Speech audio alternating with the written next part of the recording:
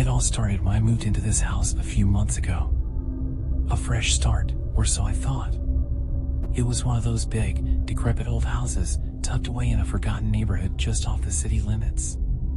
The kind of place that used to be grand but had now decayed into something that only looked normal from the outside.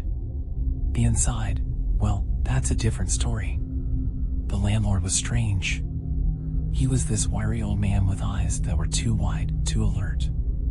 He handed me the keys with shaky hands, and before I could step inside, he muttered one thing, one single, unsettling rule. Don't open the basement door. His voice was like nails on glass. He didn't offer any explanation, just stared at me, waiting for me to nod. I thought it was some kind of joke. Maybe there was black mold down there or a leak he didn't want me to find out about. But his eyes, they had a way of crawling into your skin and settling in your bones. They made the air feel thick, almost suffocating. But I signed the lease anyway. Rent was dirt cheap, and I needed a place to hide from my old life. I convinced myself it'd be fine. I had no idea how wrong I was. The first few nights, I settled in fine.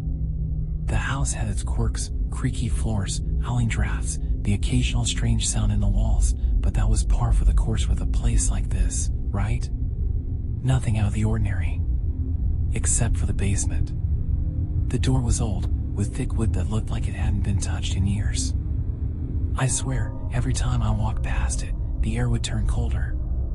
Not like the normal chill of an old house, but like something down there was sucking the heat, pulling it in. I didn't give it much thought at first. But then the scratching started. It was soft at first, just a light tapping, like something small was stuck down there. I told myself it was probably rats. Old houses like this are bound to have vermin, right? But then it got louder. It wasn't just scratching, it was scraping. Like claws raking against the wood. Or bone. One night, I couldn't sleep. The sound was relentless, growing louder with every minute. I had to know. I had to see what was making that noise. My mind was racing, imagining all sorts of things, but there was something about it, something that felt wrong. I got out of bed, grabbed my phone for light, and went downstairs. Every step felt heavier, my feet sinking into the floor as I approached the door. The scraping stopped, replaced by something worse. Whispers. Not words. Just a low, breathy hiss, like multiple voices trying to speak at once but failing, their language lost in time. My heart pounded in my chest, every instinct in my body screaming at me to turn back. But I didn't. I stood there, hand trembling on the door handle, and I turned the knob. The door swung open with a groan. Cold, damp air hit me like a punch, and the darkness beyond was impenetrable. I hesitated. But then, I heard the whisper again, closer this time. Come. It was a command. A voice not in my ears, but in my head. The stairs were steep, creaking under my weight as I descended. The darkness seemed to press in from all sides, like it was alive, thick and suffocating. My phone light barely pierced the gloom, flickering as though it was being drained by the darkness itself. Halfway down, I smelled it. Rot. Like flesh left out in the sun for days, mingled with something sharp and metallic. Blood. I gagged, but kept going, my breath quickening with every step. When I reached the bottom, my phone light flickered out completely, leaving me in absolute darkness. I fumbled, trying to get it to work, when I heard a sound that froze me in place. Breathing. Not mine. Something else. Something deep, raspy, and wet. I whipped around, but saw nothing. Panic clawed at my chest. I should have turned back. I should have run, but then the light came back on. And I wished it hadn't. The room was small, barely more than a crawl space, but the walls were lined with things. Bones. Twisted, malformed bones arranged in intricate patterns. Some were human, others weren't. But that wasn't the worst of it. In the center of the room was a pit, a gaping black hole that seemed to swallow the light. And from that pit came the scraping. Something was down there. Moving.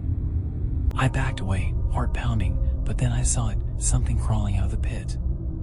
At first, I thought it was a person, but as it pulled itself into the light, I realized it was wrong. Its limbs were too long, its skin stretched tight over its bones. Its face was twisted, the mouth too wide, filled with sharp, jagged teeth. And its eyes, oh God, its eyes were empty pits. But I could feel them on me. I stumbled backward, my back hitting the wall, but the thing didn't move. It just watched. And then, it whispered again. "Thank you for opening the door." The walls began to tremble, the bones shaking as the ground beneath me shifted. I turned to run, but something grabbed my ankle. Cold, slimy fingers wrapped around my leg, pulling me down. I screamed, kicking wildly, but the grip tightened. I looked down, and my blood turned to ice. More of them. Crawling out of the pit. Dozens of them. No, hundreds. Their bony hands reached for me, pulling me toward the hole. I thrashed, pulling free just long enough to scramble up the stairs. I didn't stop running until I was out of the house, slamming the door behind me. I never went back. But it didn't end there. The whispers followed me. Everywhere I go, I hear them. In the dead of night, in the silence between breaths, they call to me. They're waiting. And they're hungry. The landlord knew. He knew what was down there.